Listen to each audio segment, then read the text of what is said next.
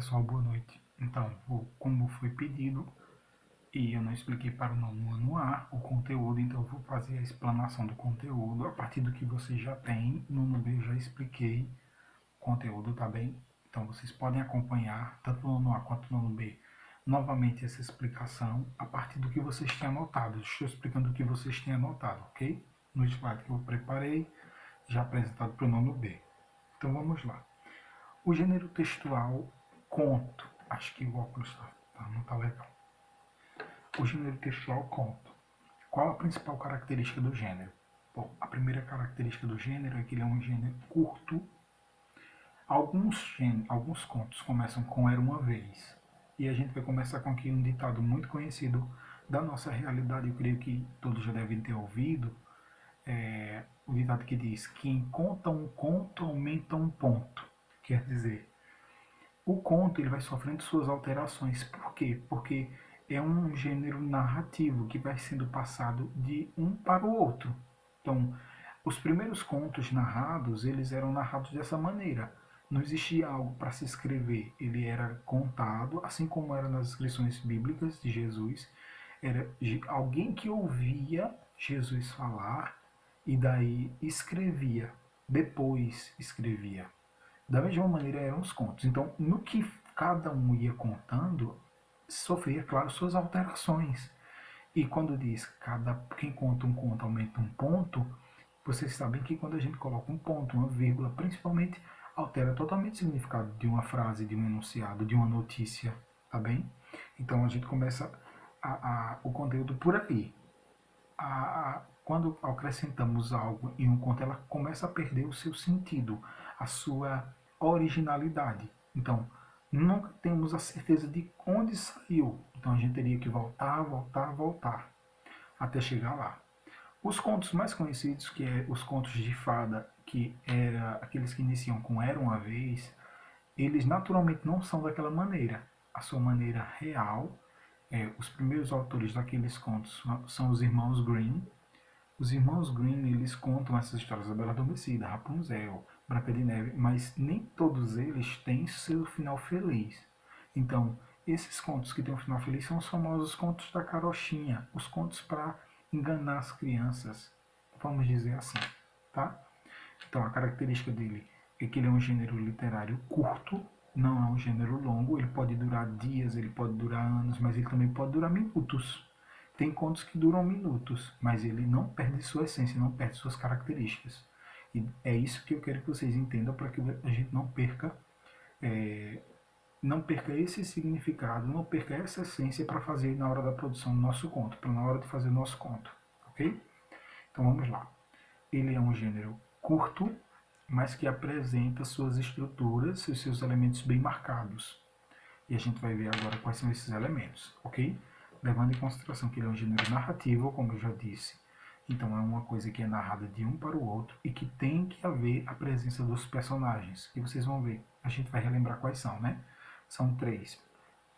O narrador observador, narrador onipresente, narrador personagem.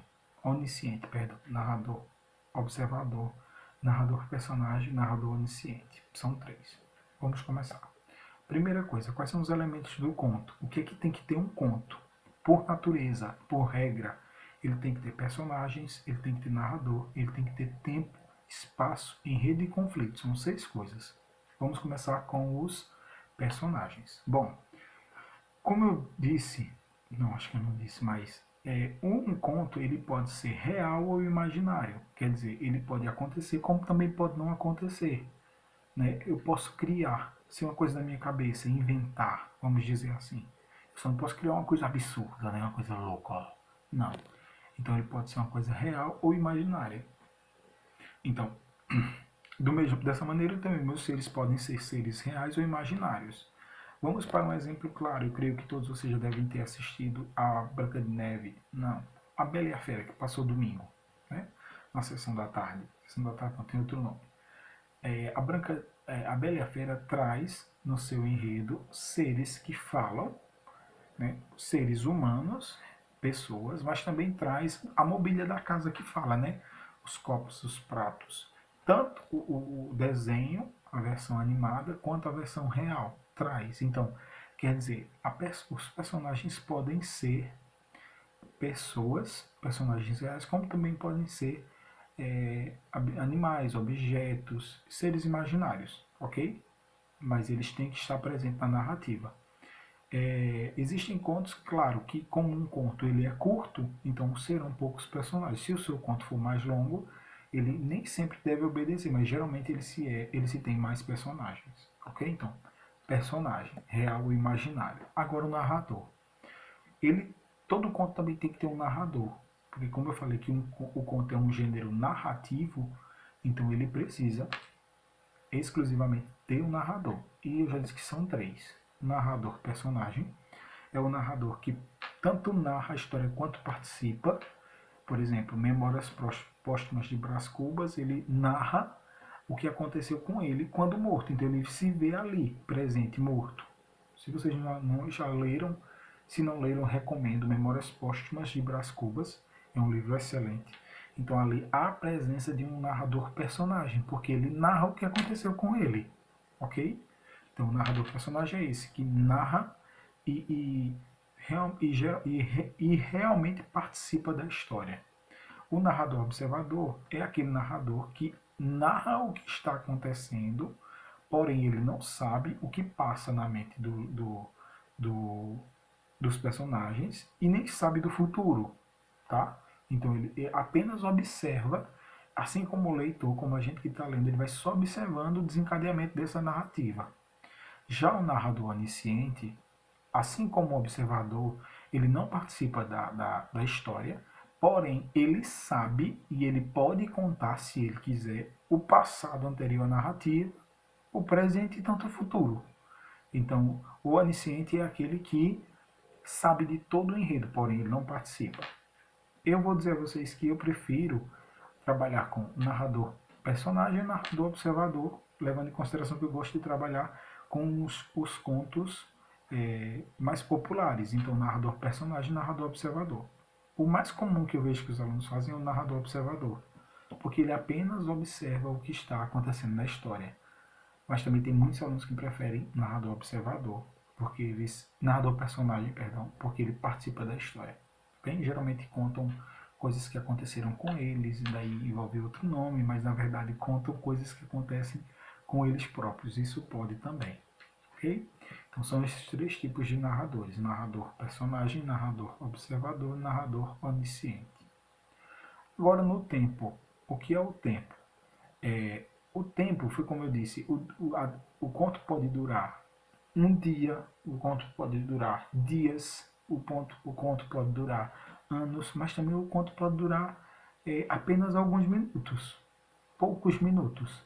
Isso vai depender de quem está escrevendo seu conto, o narrador, o escritor. O escritor, na hora da execução do seu conto, ele pode, sim, claro, apresentar um tempo que ele prefira, certo? Mas levando sempre em consideração, ele sempre tem que narrar o seu conto de maneira curta. O gênero é um gênero curto. E eu vou dizer a vocês, quando a gente narra um gênero, quando vai narrar um conto que começa a enrolar demais, o conto vai perdendo seu sentido, sua graça, ele vai perdendo a sua ficção, sabe? Você ficar ali vibrado, perdão, para ver aquela situação. Então, se torna uma coisa chata, monótona, tá certo? Então, ele tem que ter um tempo. E tempo dessa maneira que eu falei, ok? Tempo, agora o espaço. Bom, onde se passa o seu conto? O seu conto vai se passar onde você achar melhor. Existem contos que são narrados, por exemplo, em um cômodo da casa. Existem contos que são narrados em uma cidade. Se são narrados em uma cidade, em um país, por exemplo, daí vai ter mais personagens, compreendem? Mas se for narrado num conto de uma casa, vai ter poucos personagens. Pode ser narrado em outro local, em um bosque, sei lá, certo? Mas daí vai ter um espaço, um local. Então aí quem cria também é o escritor, certo? O espaço. O enredo. O que é o enredo? O enredo é a sequência de ações que tem na narrativa.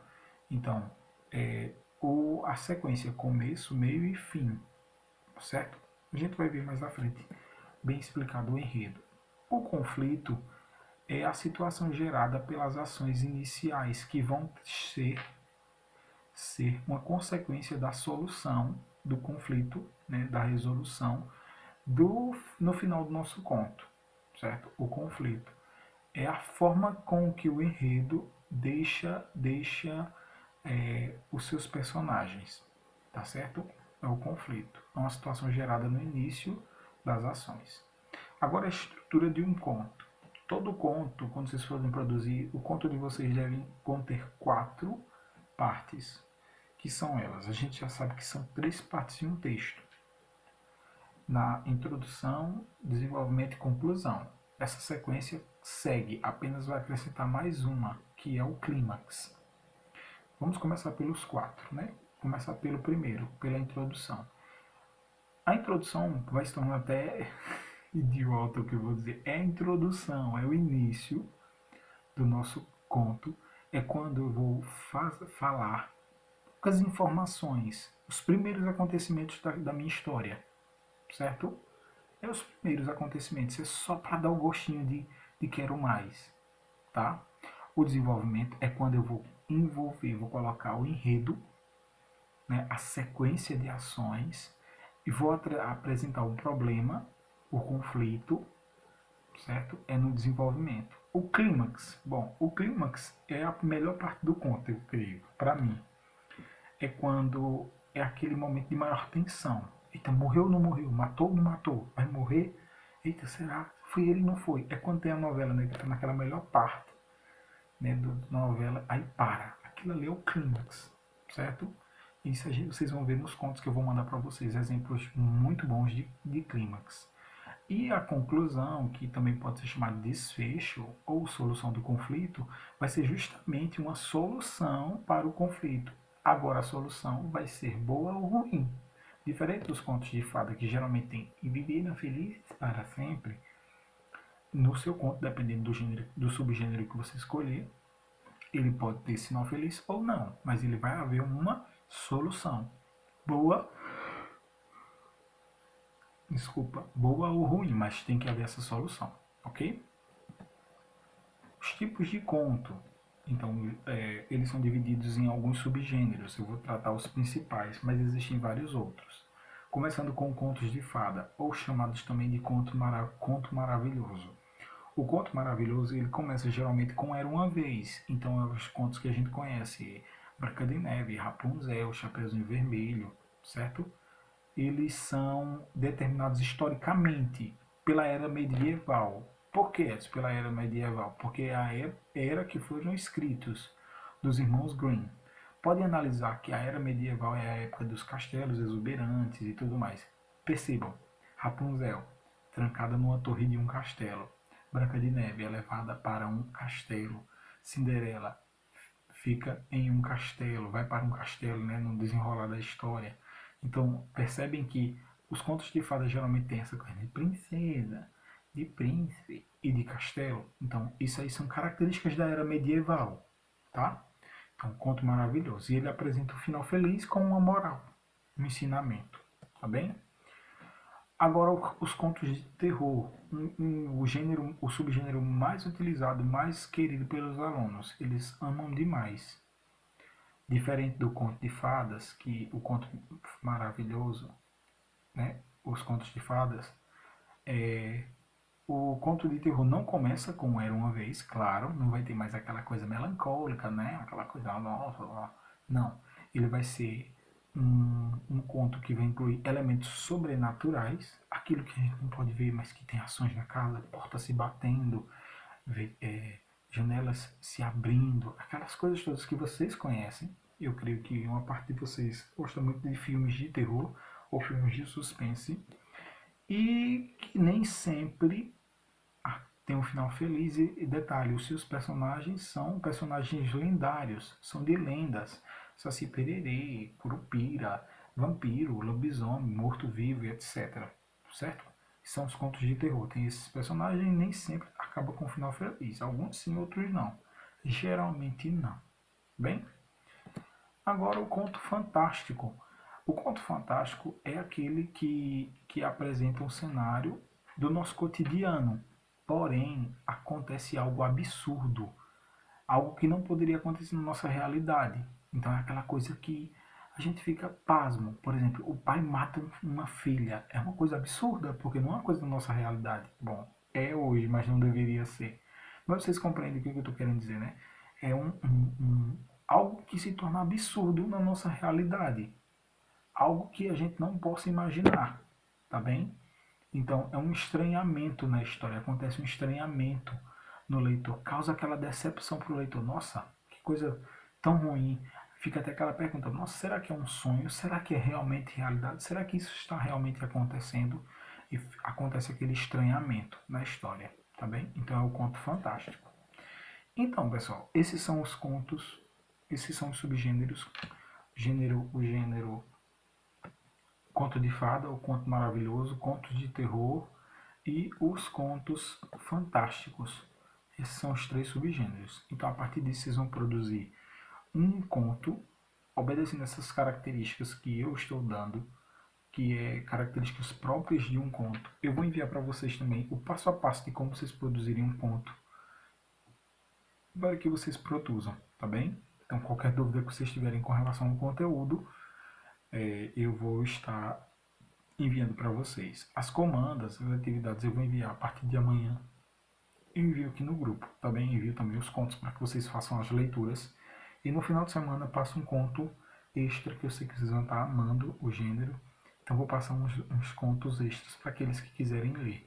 Mas daí no desenrolar da nossa aula virtual eu vou explicando o que eu quero e vou explicando cada passo, tá bem? Então, boa noite, fiquem com Deus e até mais.